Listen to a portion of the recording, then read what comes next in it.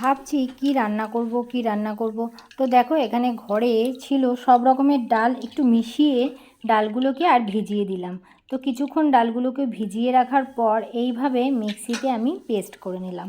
খুব সুন্দর একটা পেস্ট হয়ে গেছে। তারপর এগুলোকে এরকম করে বড়া ভেজে নিয়ে গোল গোল করে আর সুন্দর বেশ বড়াগুলো হয়েছে। আর এই পেস্টটার মধ্যে আমি একটু আদা আর কাঁচা লঙ্কা দিয়ে দিয়েছি, যাতে খুব সুন্দর বড়াটাও খেতে লাগে। নুন দিয়ে বেশ ভালো করে বড়াটা ভালো করে ক্রিসমি করে ভেজে নিলাম।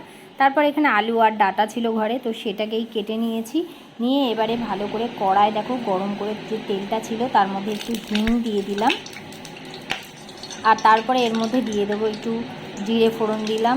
দিয়ে এবারে তোমার যে পেঁয়াজ কুচনো কাঁচা লঙ্কা সব রয়েছে সেগুলোকে সব দিয়ে দেবো। একটু দুটো শুকনো লঙ্কা দিয়ে দিলাম। দিয়ে পেঁয়াজগুলো তেজপাতা দিয়ে আলু আর ডাঁটাটাকে দিয়ে দিলাম।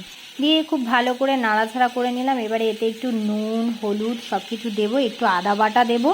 দিয়ে বেশ ভালো করে নাড়াচাড়া করে নেবো। আর এইটা একটু বেশ মাখা মাখা হয়ে যাবে। এমনিই তো বড়াগুলো দিলে যেন ঝোল টেনে যায়, তো সেই জন্য মানে ভালো করে একটুখানি কষিয়ে নেব আগে, যাতে আলুটাও বেশ ভালো কষানো হয়ে যায়। ডাঁটাও রয়েছে।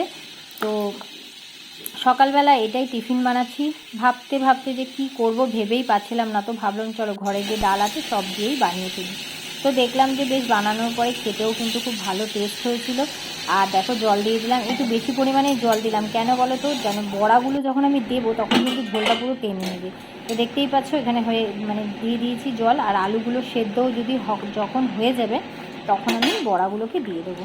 তো যাই হোক বড়াগুলোকে দিয়ে দেবো আর বেশ ঝোলটা টানা টানা হবে। আর একটু ধনেপাতা কুচি দিয়ে থাকে ওপর দিয়ে দেবো। তো চলো কেমন লাগলো, টাটা।